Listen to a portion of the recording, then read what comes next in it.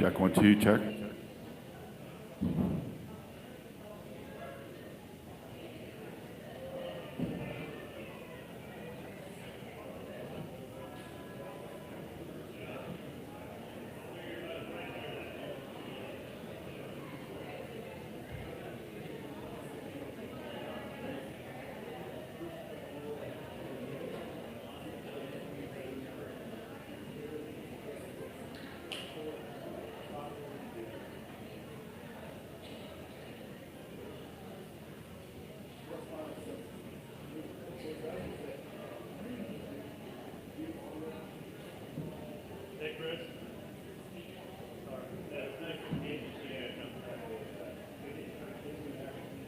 If everybody could find your seats, we'd like to get started. It is 9:15.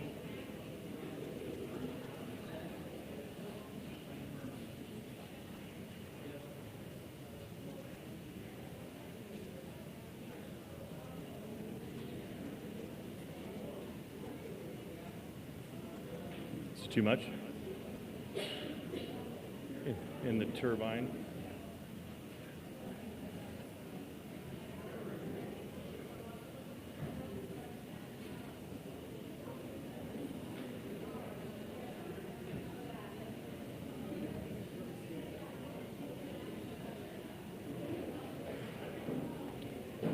All right, if we could quiet down, that would be wonderful.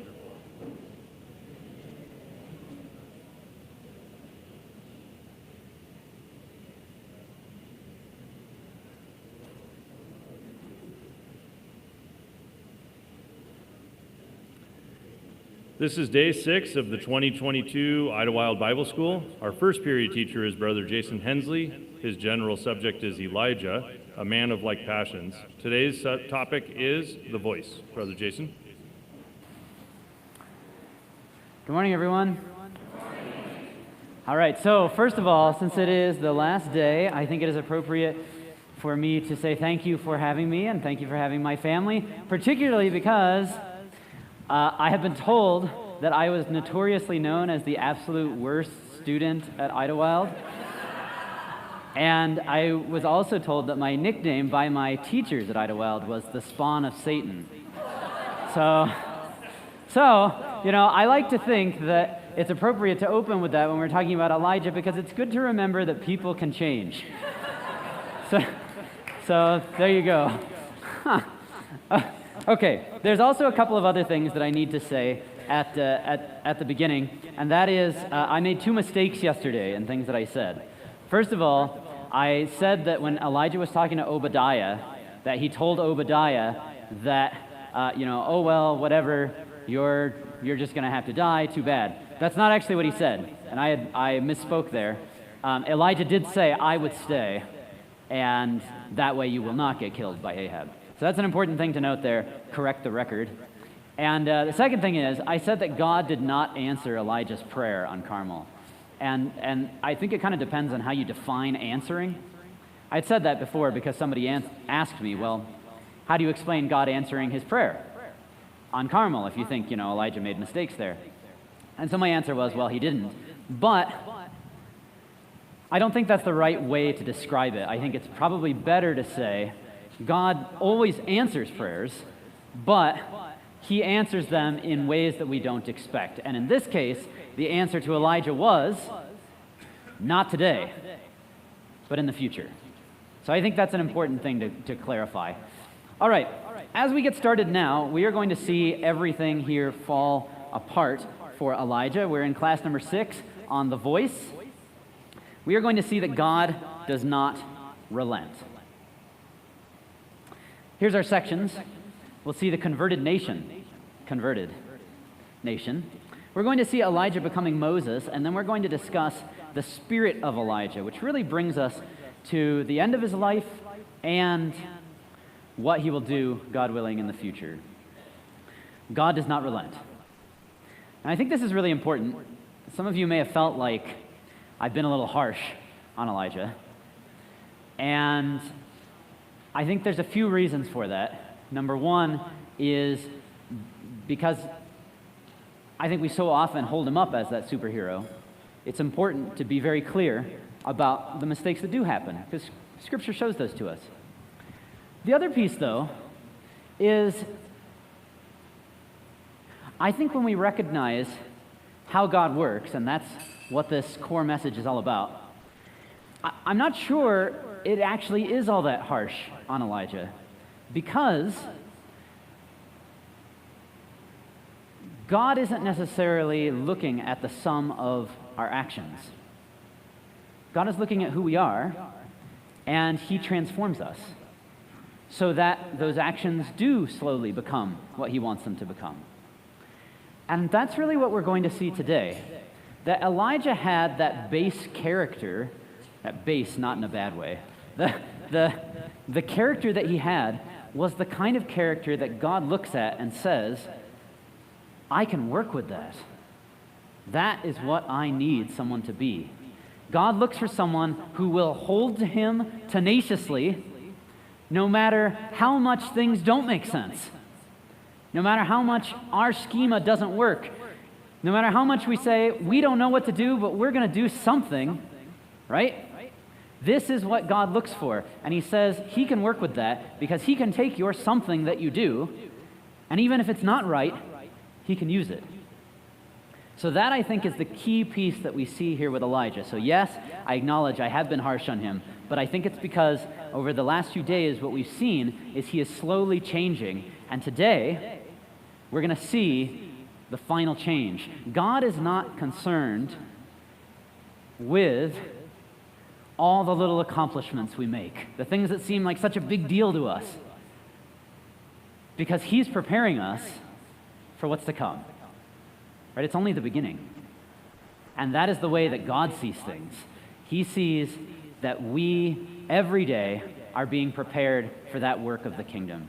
And so when Elijah prays, turn their hearts again, God says, oh, don't worry, I will. It's going to be in thousands of years. But for you, it's just the beginning. So why did Elijah run to Mount Horeb? That's our question here, or Mount Sinai. So it appears like the nation has converted, right? Elijah has gone through, he kills all the prophets of Baal, they're gone, doesn't look like there's going to be any more problems. So he goes to Ahab in 1 Kings 18, 41 to 42, and he says to Ahab, go and eat and drink. Now just think about that, because there was no rain yet, and yet he's telling Ahab to eat and to drink. So these still would have been precious resources, and yet Elijah believes so strongly, here comes the rain. He says to Ahab, go eat and drink, it's coming.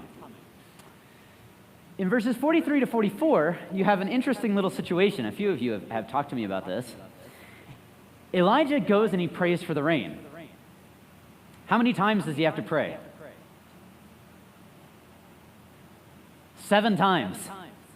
So he prays 7 times now that it will rain. And there's a few different possibilities here as to why, or maybe I just didn't even find one of them, but here's some of the thoughts I have as to why perhaps Elijah had to pray the 7 times.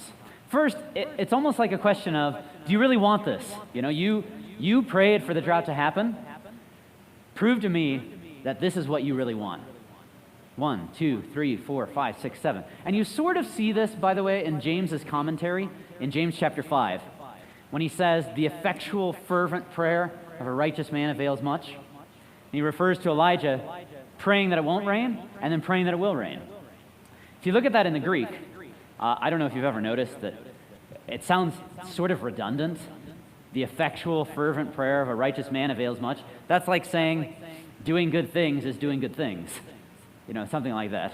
That the effective work you do is effective, right?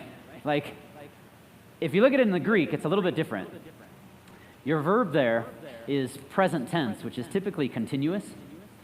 So what you get is the fervent prayer, there's that zeal, the fervent prayer of a righteous man is highly effective as it is working.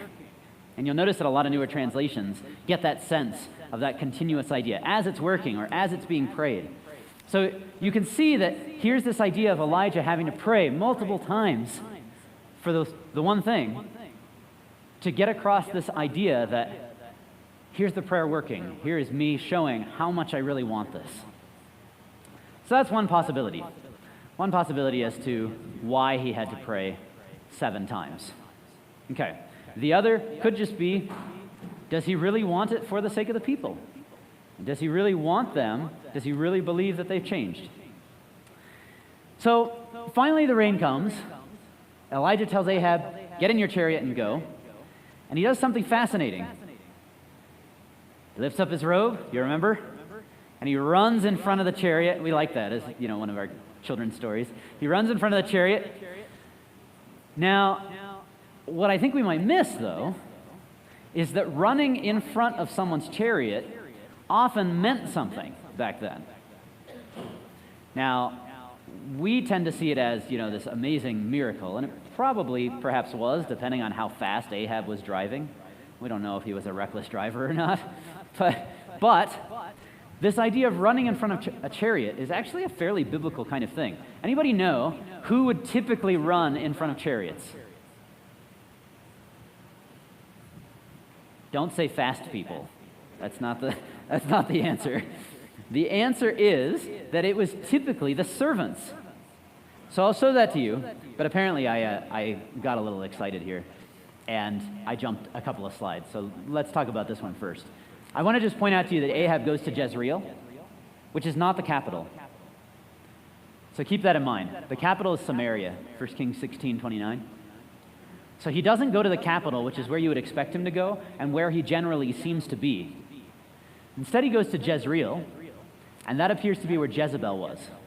So it's one of those things that you start to maybe see a little bit of where Ahab's mind is at. We're going to see more of it as he talks to Jezebel. But he's not going back to the capital to say, let's make some reforms. He goes back to his wife to say, here's all the bad things that happened, right? So that's what's happening. He goes to where Jezebel is to tell her. Now, Elijah is running as well, and that's because it's what servants did. And that is a fascinating piece of this story. Elijah, all of a sudden, wasn't this what he condemned Obadiah for a few verses prior? He condemns Obadiah for it, and now this is what he's doing. Why the change? Because Elijah is convinced, Ahab's going to Jezreel because he's going to talk to Jezebel. We're going to change this. I'm going to convert Jezebel too, and everything's going to be fixed. Finally, what he's been waiting for years and years and years, it's all come together. So here's some verses for you about servants running before chariots. So Elijah is very much presenting himself as a servant. 1 Samuel 8:11, this is where Israel asks for a king. God says that the king will take your children to run before his chariots. 2 Samuel 15, verse 1, Absalom got a chariot and horses and 50 men to run before him. 1 Kings 1, verse 5, when Adonijah tries to take the throne, he says, I will be king. He prepared for himself chariots and horsemen and 50 men to run before him. So this would have been a highly public kind of spectacle. So when we look at Elijah's frame of mind when he goes down to Mount Sinai, I think this is an important piece of it. He has stood so strong against Ahab for so many years, and now he runs in front of his chariot. Can you picture the people seeing that, saying, hey, that's Elijah. He's in front of Ahab's chariot. He's Ahab's servant now. Like, look, the king and the queen and Elijah, they've all come together. Okay. So, Elijah thinks that Ahab has converted. He thinks then he's going to take part in Jezebel's conversion. However, when Ahab begins to talk in 1 Kings 19, we realize it's not quite what Elijah expected. Notice this. Ahab told Jezebel all Elijah had done and how he had killed all the prophets with the sword. So that's the summation by Ahab. Just think about this. There were a lot of other things Ahab could have said, right? Maybe something about like a miracle, fire, Baal didn't do anything, rain, right? Instead he says, Elijah did a bunch of things, And the craziest thing he did is he killed all the prophets. You also notice that he completely ignores all the prophets of Yahweh. He just says he killed all the prophets. Now, really, he only killed the prophets of Baal. But in Ahab's mind, what you get here is there was absolutely no conversion. He saw the prophets of Baal as these are the prophets.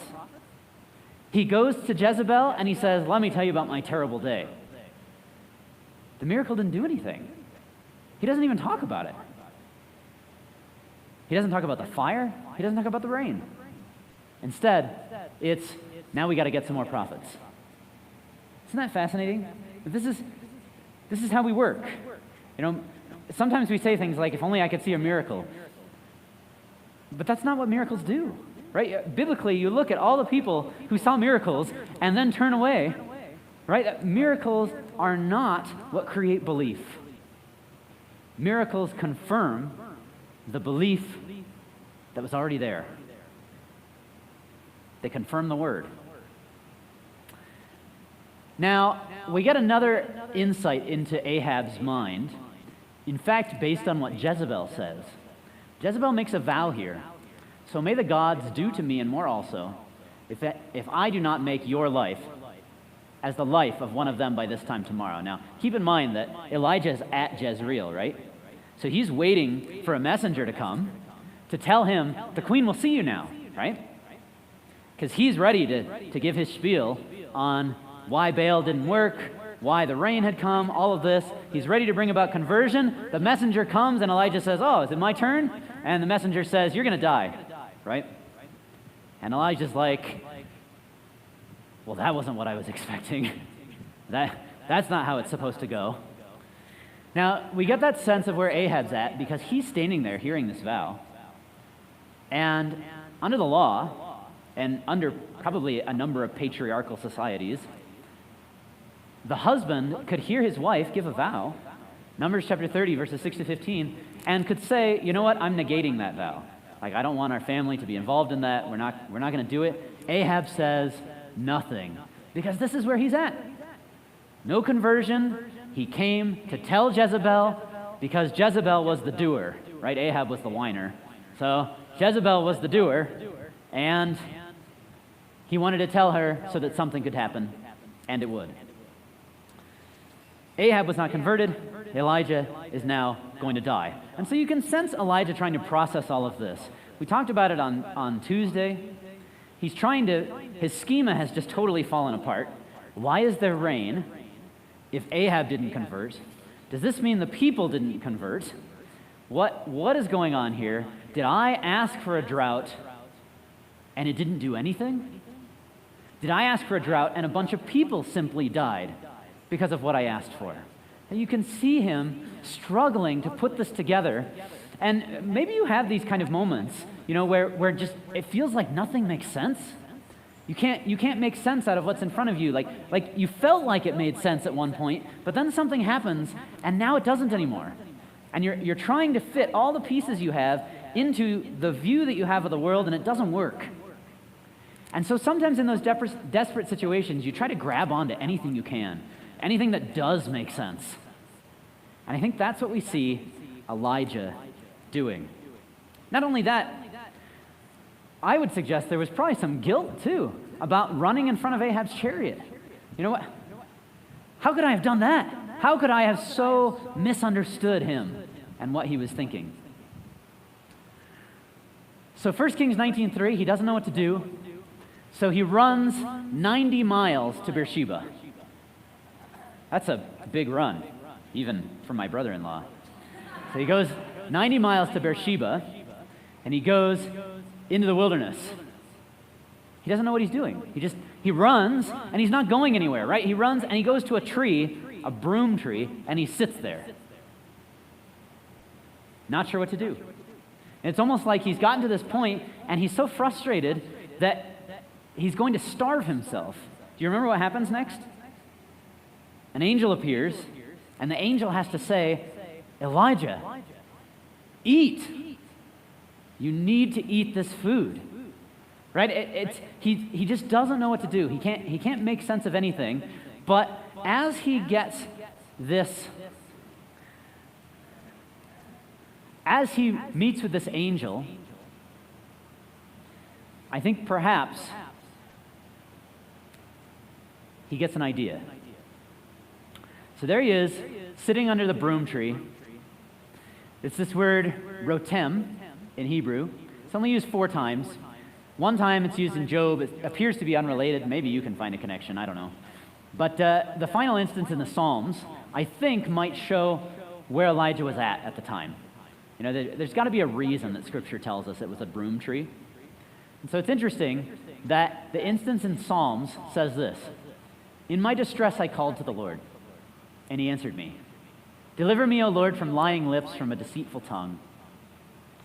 What shall be given to you, and what more shall be done to you, O deceitful tongue?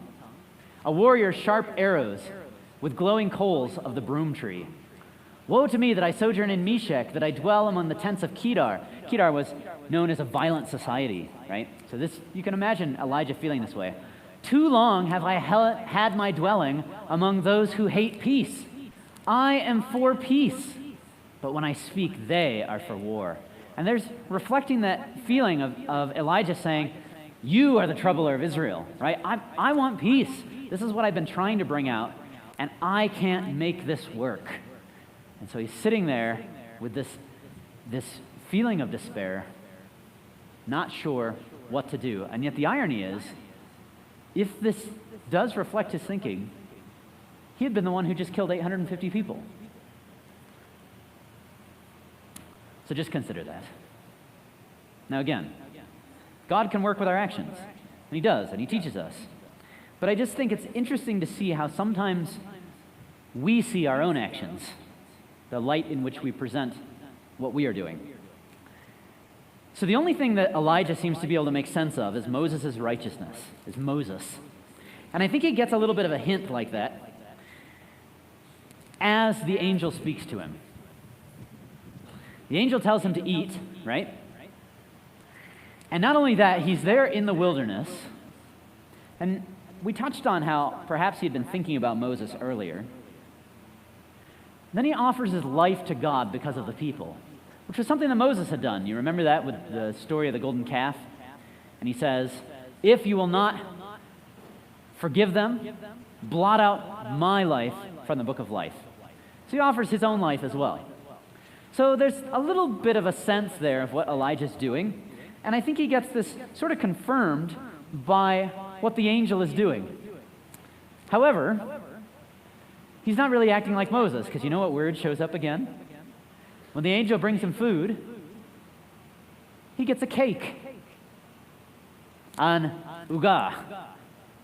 So he gets that cake, which again is a reference right back to the manna. Right back to the manna in the wilderness. And he gets a miraculous provision of water. So you can see again how he's being shown, look, this isn't Moses. This is the Israelites. You got to remember, you know, when the Israelites were discouraged, when they thought they were going to die, I took care of them. Right? I had a plan. I was bringing them through. This is what God is showing him through this provision here. And I think perhaps Elijah takes it and he says, wait a minute, manna, water, well, that's what happened under Moses. So, you know, he kind of puts these hints out. He runs to the wilderness. He offers his life, and he says, you know, I'm thinking about Moses.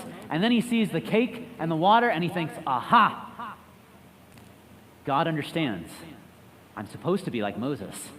And so, bent on this idea, because the angel says, arise and eat, for the journey is too great for you, Elijah says, God knows where I'm going.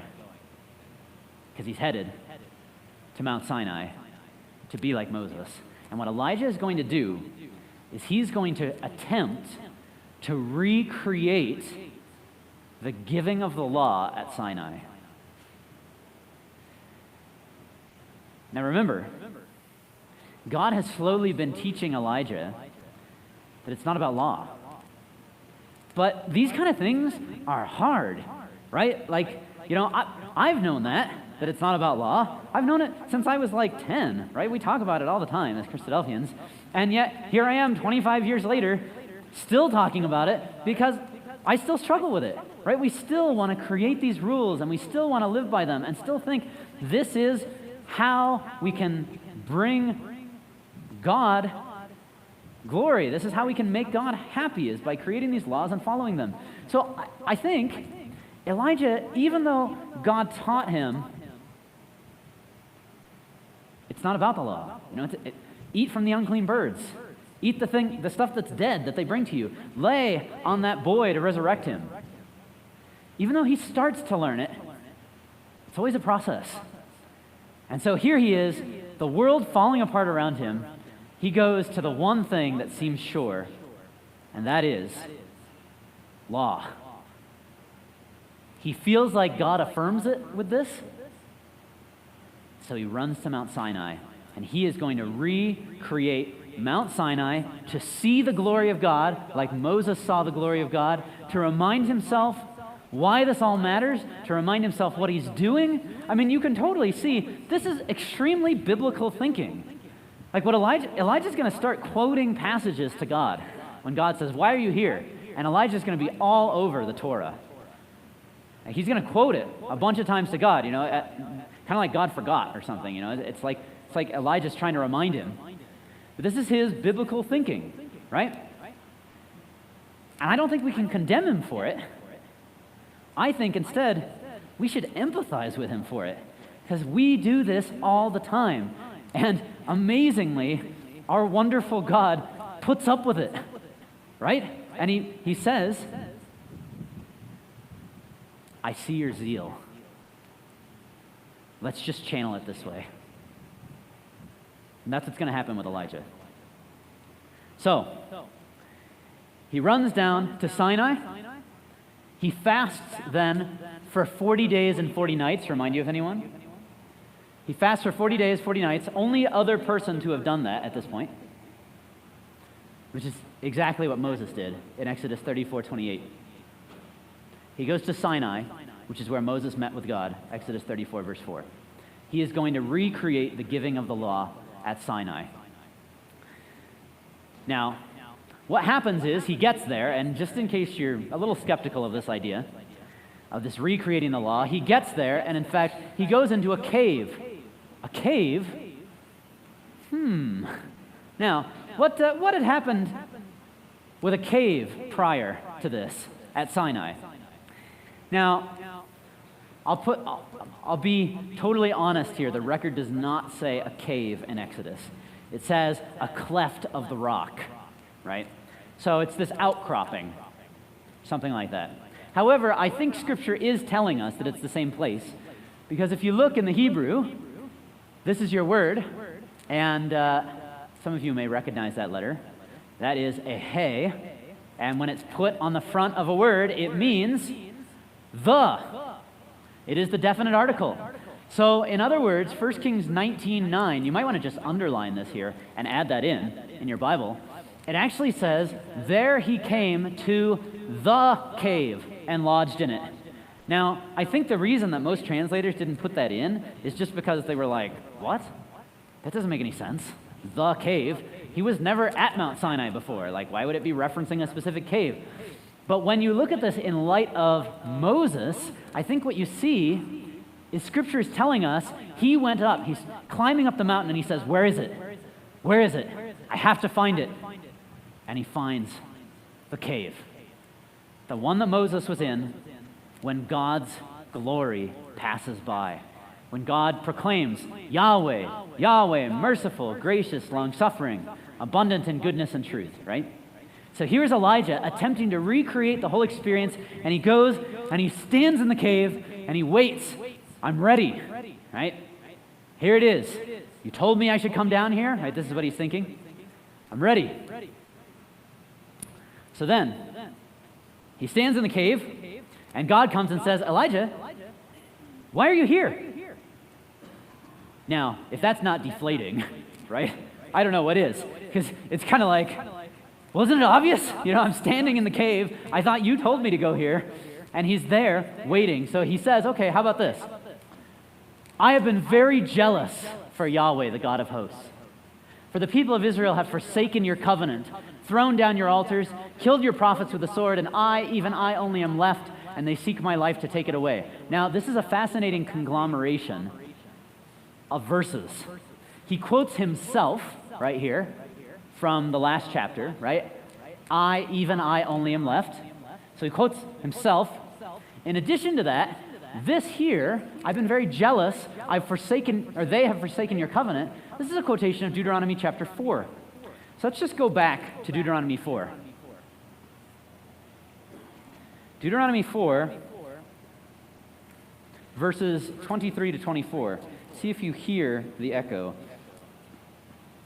Deuteronomy 4, 23 to 24 says, this is, by the way, Moses' rehashing of what happened at Mount Sinai.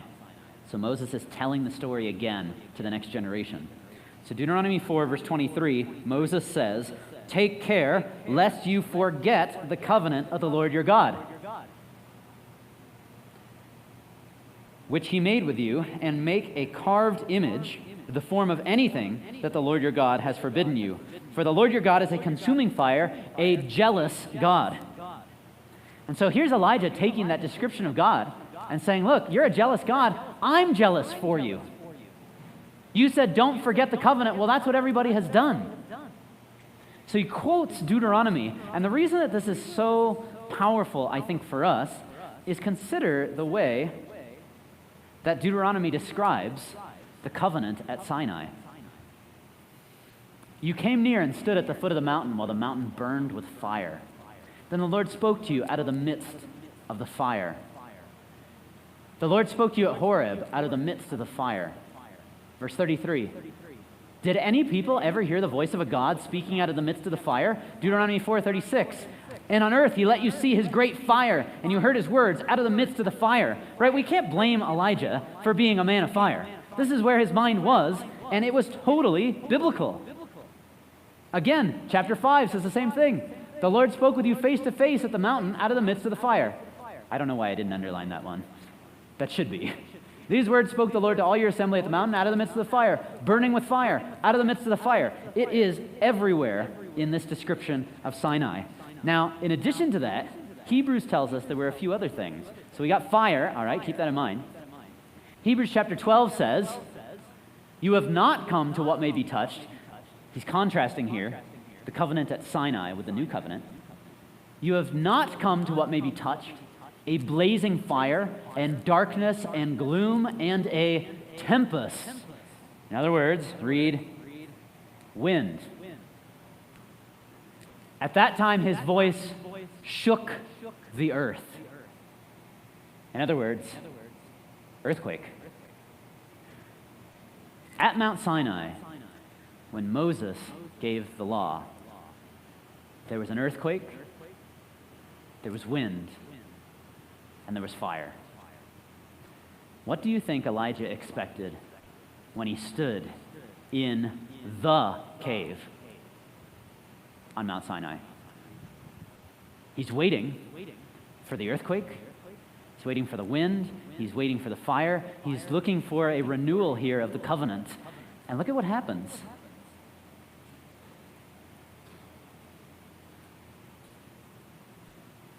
God says, leave the cave, go out and stand on the mount before the Lord. Now, if you were Elijah and you're recreating Mount Sinai, how would you feel when you're told this?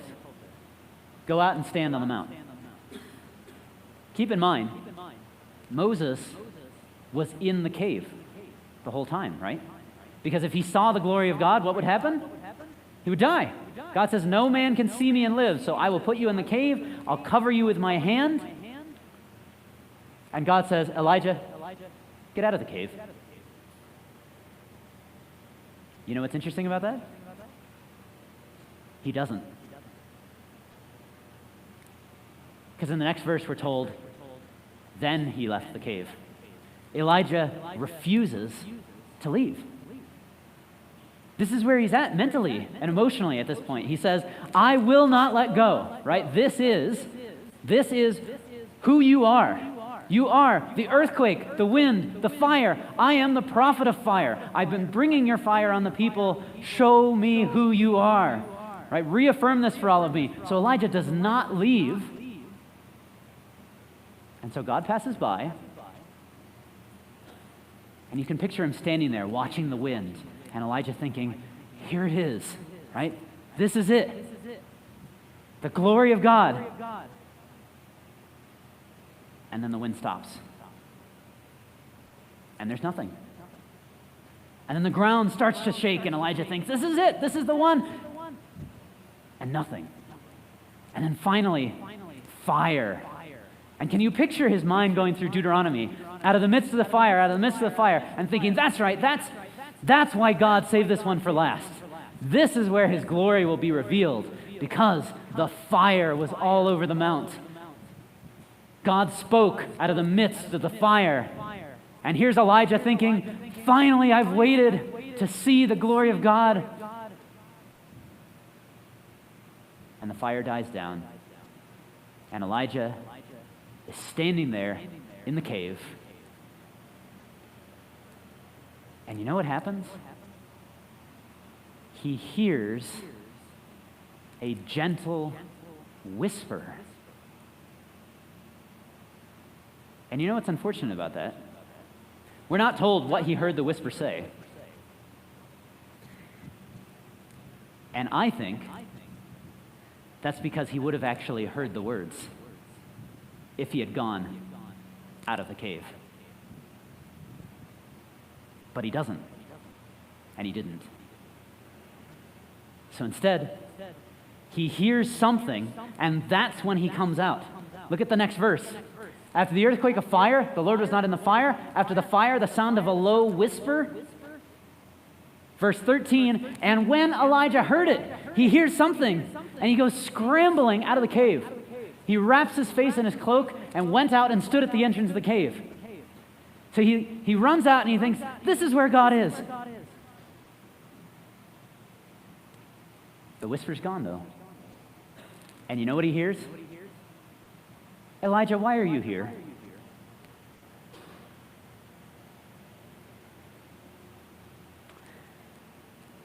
And that's because in this opportunity that he had to be completely transformed, recognizing where is the glory of God? Where is the presence of God? Who is God really? Elijah didn't leave the cave when he was told to. Elijah clung to this vision that he had of Moses. I mean, look at this. He wraps his face in his cloak. Does that remind you of anyone else?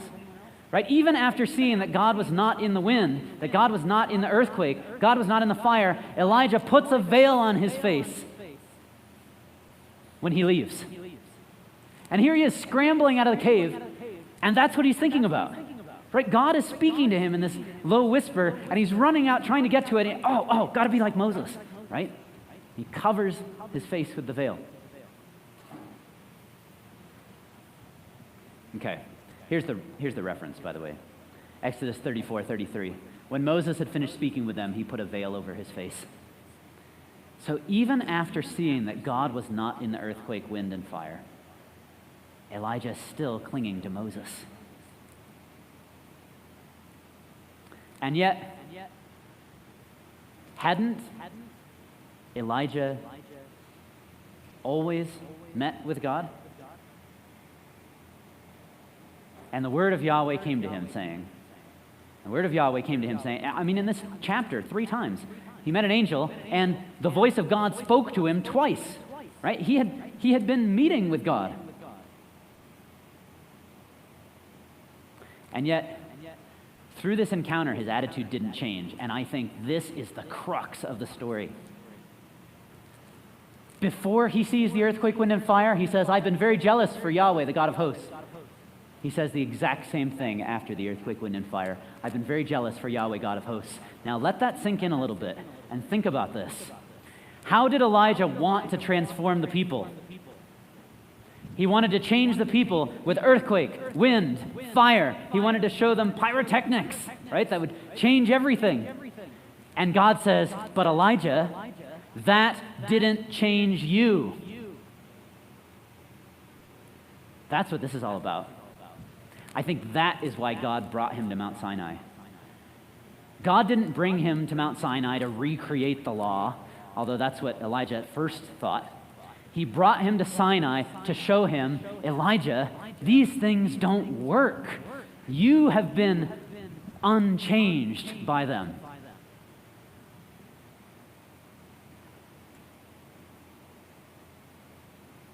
Why did he expect them to change the people? And so because he refuses to change, this is what is amazing about this. Even though he won't change, God continues to work with him. Because Elijah was holding to him. Because Elijah was willing. He was willing to hear it. And even though change took a while, he would listen. And so what God does is God gets a little more drastic. You'll notice he says, okay, I have a few things for you to do. Go to Damascus, anoint Hazael, king of Syria. Go to Israel and anoint Jehu, the king of Israel. And then go to Elisha and anoint him to be prophet. Now, consider this. In your place. Does that give you a little bit of an idea as to where God was at with Elijah at the time? This wasn't we're going to have another prophet who's going to work alongside you. This was, Elijah, I know you're zealous. I know you want nothing more than to see me honored. And so for that, you're done being a prophet. Because I can't teach you how to really bring me glory until you're not a prophet anymore. So God says, Elisha is going to replace you, and we're going to do some intensive training. Because he had a job for him. God had a job for Elijah in the kingdom that he was going to be prepared for. And because Elijah was so bent on serving God, God says, I know you will stick with me through this. I know you will hold on. So I'm going to take you where it's really hard, but we're going to get through this.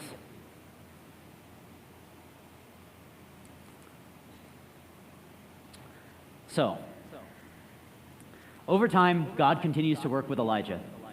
He shows up 2 more times after this. 1 Kings 20, he's not there. It's other prophets now.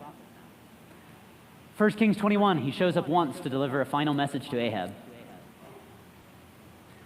He doesn't show up in 1 Kings 22, 1 Kings 23, and he doesn't show up at all the rest of the book. Instead, 2 Kings chapter 1, he appears when those captains of 50 are sent to come and capture him. And that's it. Until he's taken in a chariot of fire. He's in the record as long as he's working with and preparing Elisha. And when Elisha's ready, Elijah's taken. And yet, that's because he still had a lesson to learn. Now, this is crucial. Consider the strange language here when Elijah is taken. 2 Kings chapter 2. Do you not know today that Yahweh will take away your master from over you? From over you. That's interesting. It's said again to Elisha, take away your master from over you. And then Elijah says, before I'm taken from you. In other words, implying he's going to be working somewhere else, doing something with other people. He's not going to be with Elisha anymore because Elisha is going to be the main prophet, but Elijah has another job. And we find that out in Chronicles because a letter comes from him. This is all we know of what happens to Elijah, but I think the picture is awesome because here was the man of fire, of miracles, of law, and God says, I'm going to bring you to a place where the only thing you can do is use words. That's it. You, from now on, will write letters. Now, do you think Elijah enjoyed that? Probably not. This was, reliving the brook all over again. And yet God does it. because Elijah wasn't going to let him go, and God wasn't going to let him go.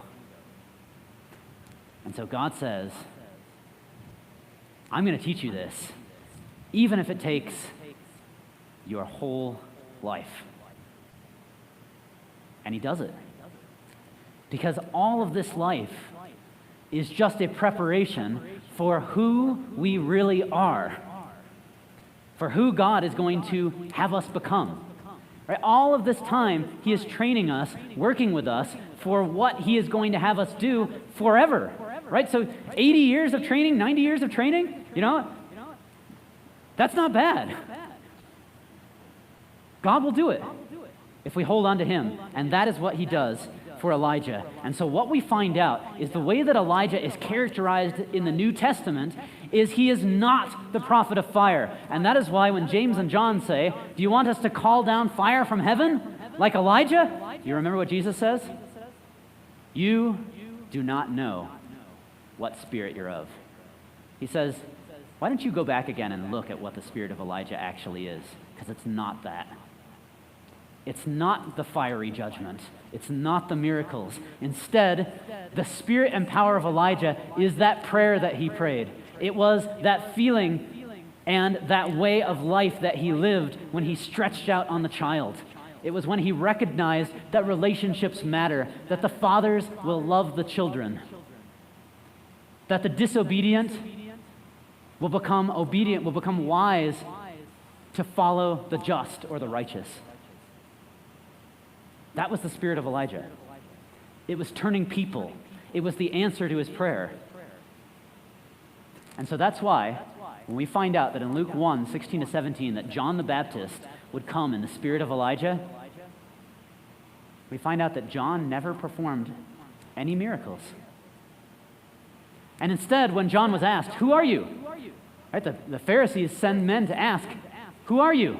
We need to give an answer to those who sent us. What do you say about yourself? John's words are, I am the voice. That's who I am. He was the man all alone in the wilderness who realized the power of the Word of God. That is what turns hearts.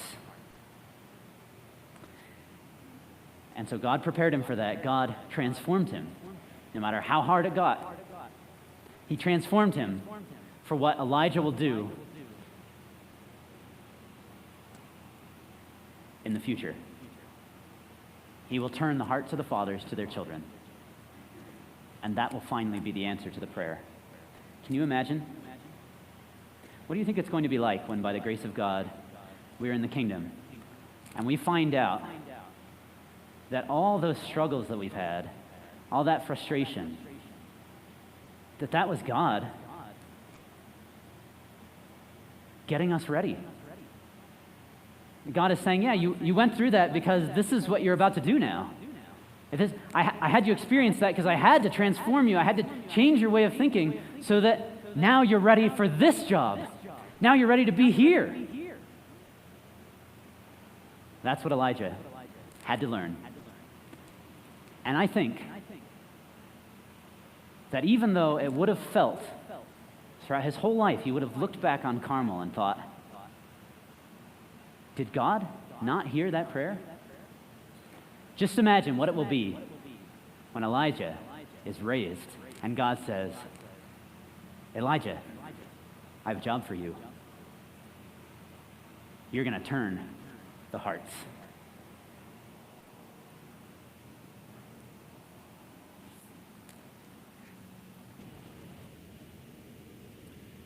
Thank you, Brother Jason. Thanks for all your time and effort in putting the classes together, as well as sharing your passion and excitement for the truth. We will dismiss this class. We'll be back here by 10:15. We'd like to get started on time, so maybe 10:10, which gives you about 8 minutes. So you're dismissed, and we look forward to seeing you here in a few minutes.